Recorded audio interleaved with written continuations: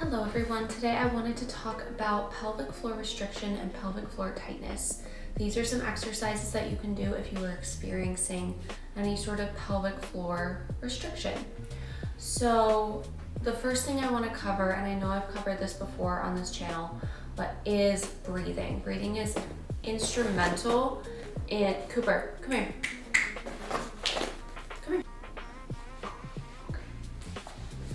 Breathing is so important when we are trying to create length in our pelvic floor. Thank you, buddy.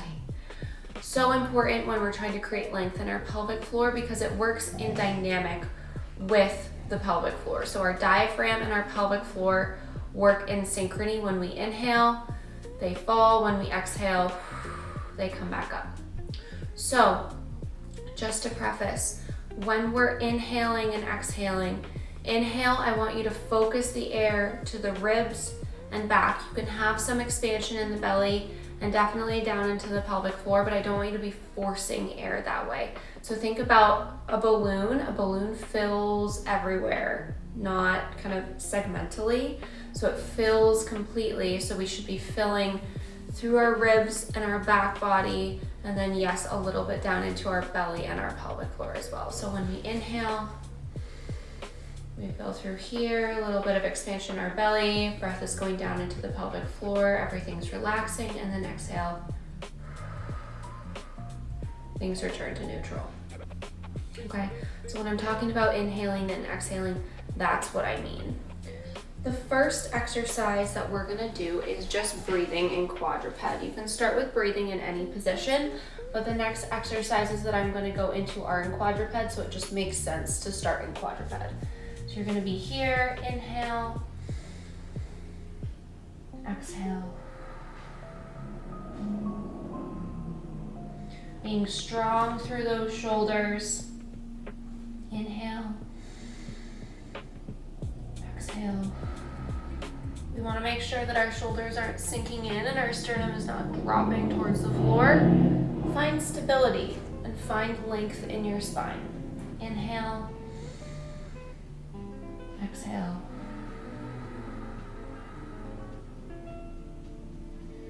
Inhale and exhale. You can always add more repetitions if you need to, and if that feels right for your body and your practice today. Inhale, exhale.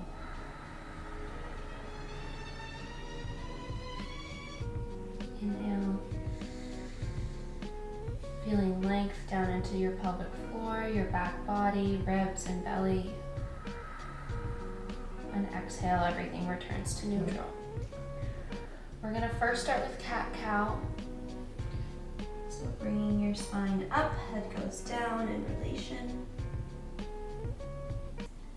Gently pushing through your hands, extending your back. Only move to what feels right for you and your body. You might find a sticky point, that's okay. Don't force through it, but try to breathe into it. Inhale and exhale.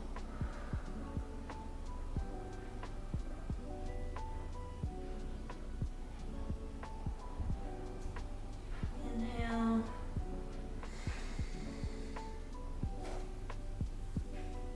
And exhale.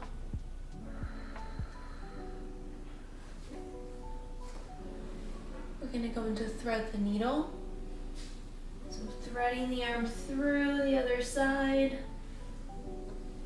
My hair is getting a little crazy.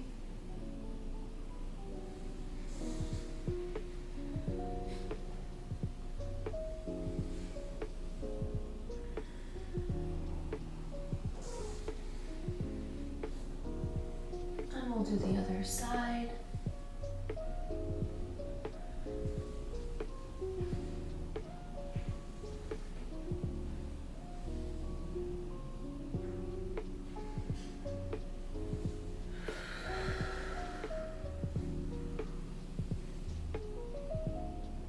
This is why I don't work out with my hair down. And you can find a stretch Just sitting onto that side, breathing.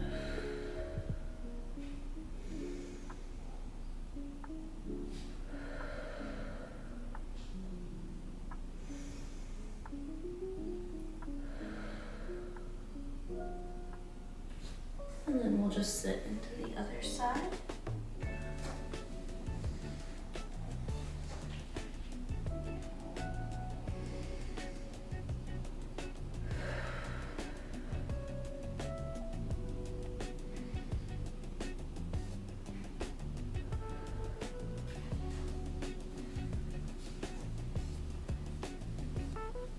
And you can come back to seated. You can always add more repetitions if that feels right for your body. You can do less repetitions if that feels right for your body. Typically, the way I break it up is I do about 15 to 20 each side. And then when we're holding a stretch, I hold for around 30 seconds, roughly. But again, I just listen to my body. I feel what seems right for that day. The next stretch we're gonna go into is called pigeon pose. So you're gonna bring one leg up in front of you, and then the other leg sinks down. Now with pigeon pose, I get a lot of questions about, should I have this hip on the floor? Should I be way over on this hip? Does it matter if your leg is all the way up in parallel? I would say, as long as you're feeling a stretch kind of like in your inner thigh and then in this glute right here, that's what I want. It shouldn't hurt your knee, it shouldn't hurt your back leg. So whatever position is most comfortable for you and your body, and you can sink into it and breathe comfortably, having a minor to moderate pull, that's what I would recommend.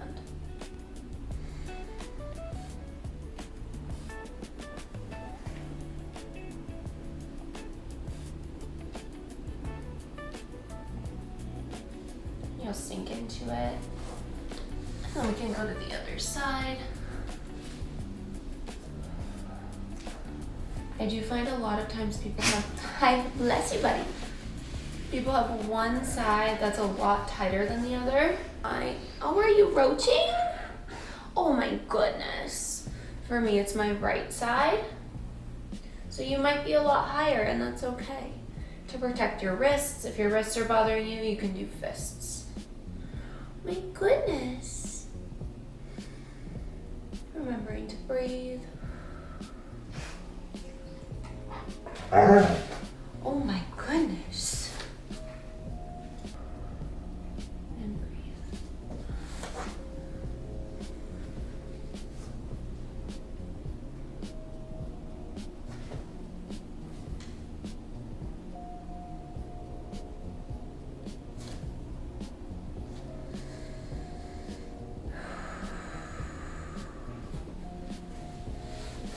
Again, 2 to 3 times on each side.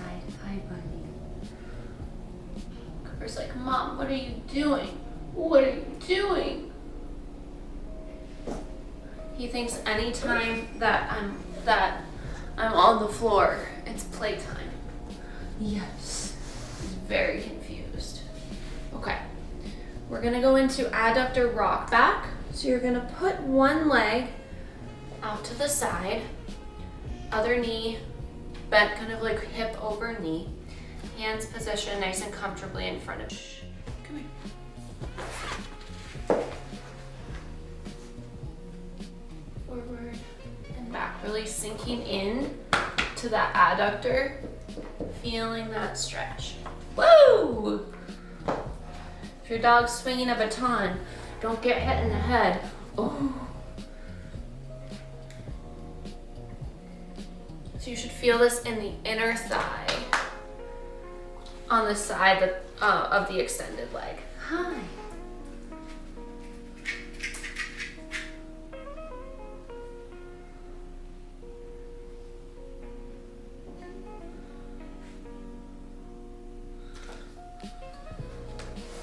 And then we'll do the other side.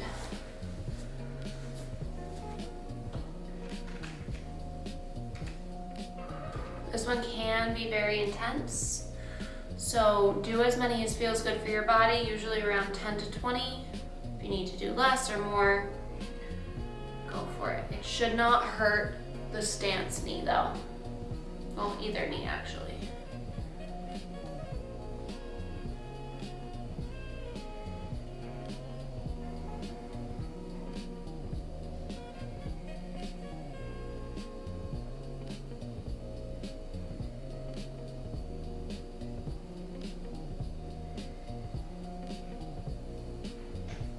And last one.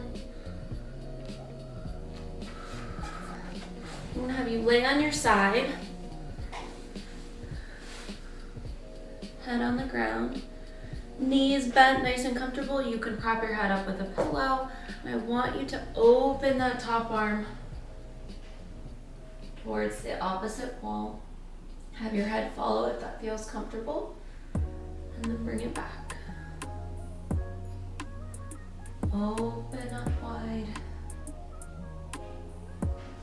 and bring it back.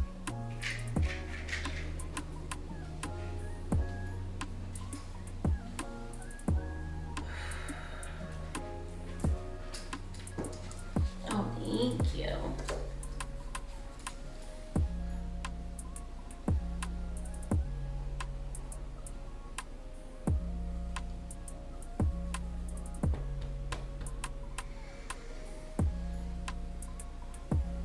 Thank you for helping, buddy. And then we'll go to the opposite side. Are you gonna be okay if I do this side? Is that gonna bother you? He gets worried every time we lay on the floor. Yeah, you either get worried or you wanna play, right? Oh, thank you.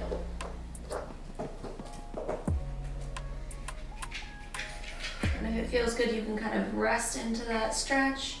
You can bring your arms up into cactus. Whatever feels good for you and your body. Oh, it's baton time.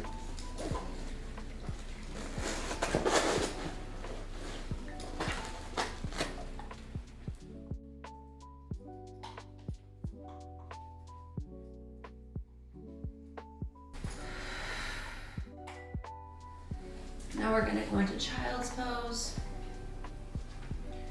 Or not child's pose. Now we're gonna go into happy baby. So modified happy baby, you can grab around the knees. The purpose of happy baby, again, is to lengthen and kind of stretch the pelvic floor muscles along with the hip musculature. But you need to be able to relax your legs completely to do that. So you can either grab around the knees and just have them rest to the side.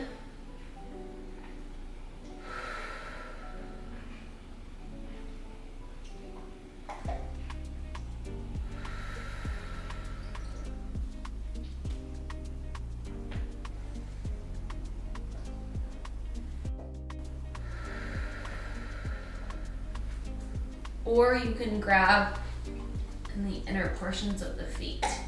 We'll just say do whichever one you can do while having your legs relaxed.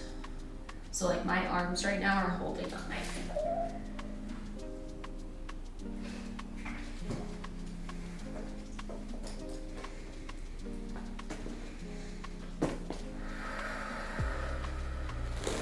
And one more breath.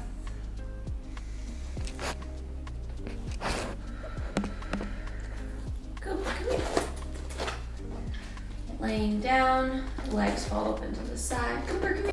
Butterfly knees are gonna be opening towards the side. Hi, sweetheart. Breathing into that. I don't really feel it here as much. You can also come up to seated and let those legs fall to the side. If you don't feel it, if your back is slightly rounded, sit up nice and tall and you'll feel it a little bit more.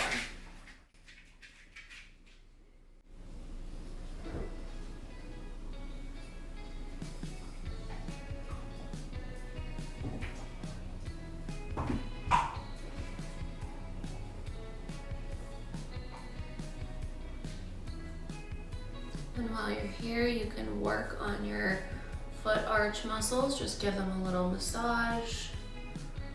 Because in fact, your pelvic floor and your arch muscles in your feet are connected. So if you have weak pelvic floor muscles, oftentimes you'll have weak arch muscles and your feet will kind of fall in. Not all the time, just sometimes. And vice versa. And then if you have really tight, arch muscles in your feet, that can also be a window into what's happening at the pelvic. Thank you all for watching.